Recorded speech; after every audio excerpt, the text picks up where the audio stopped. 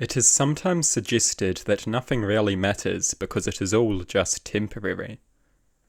While such an approach can be of some value so long as it is applied in very limited circumstances and not embraced completely, this notion is also deeply flawed. It can sometimes be useful, but it is also delusional.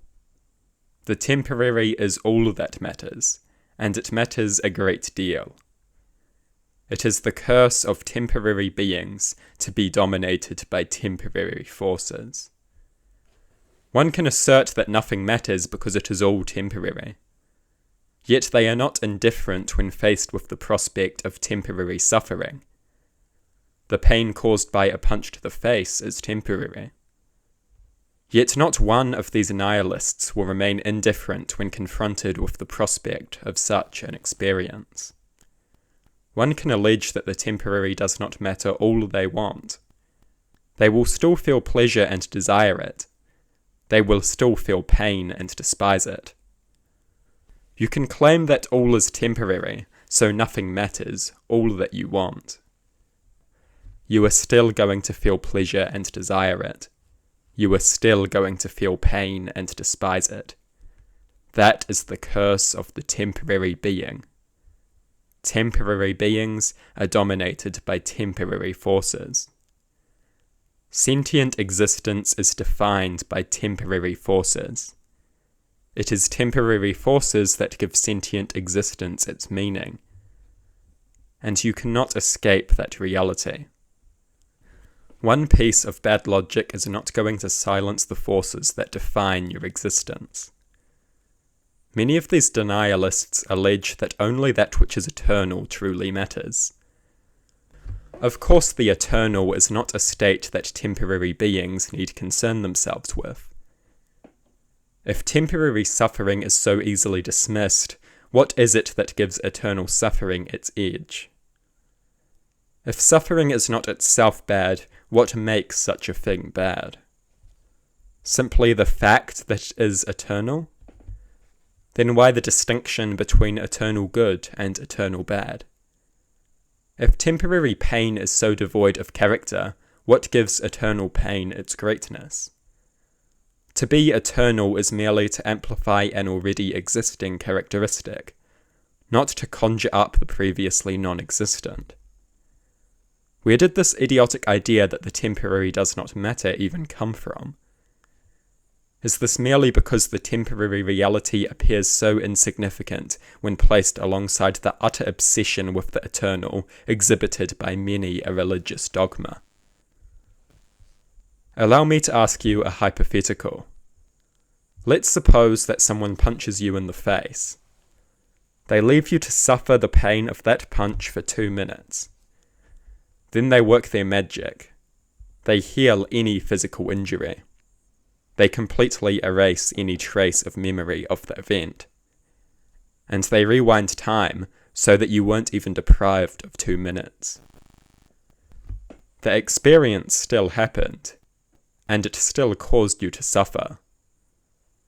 In the long term, it is, however, inconsequential. When faced with this scenario, are you indifferent or do you regard such things as undesirable? Many people are indifferent. Why would I care, they suggest.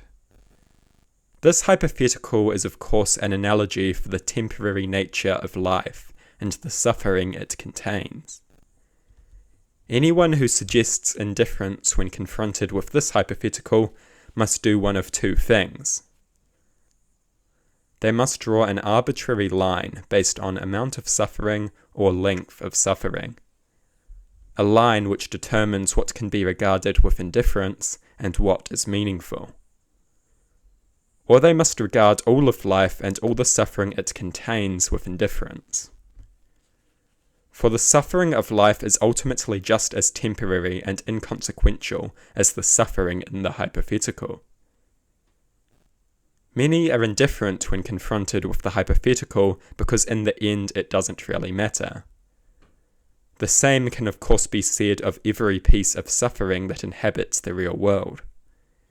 Indeed, Very often this is the logical conclusion of the reasoning espoused by those who face the hypothetical. This indifference is, however, not an option in any serious sense. The sentient being cannot escape the forces that define their existence. They cannot cease to despise them or desire them. They can enter a state of philosophical and ideological denial. They can sometimes decrease their suffering by ceasing to care. Sometimes such practices can intensify it. They can never liberate themselves from it through indifference. They cannot escape their nature. Philosophy offers many things, but it does not offer that.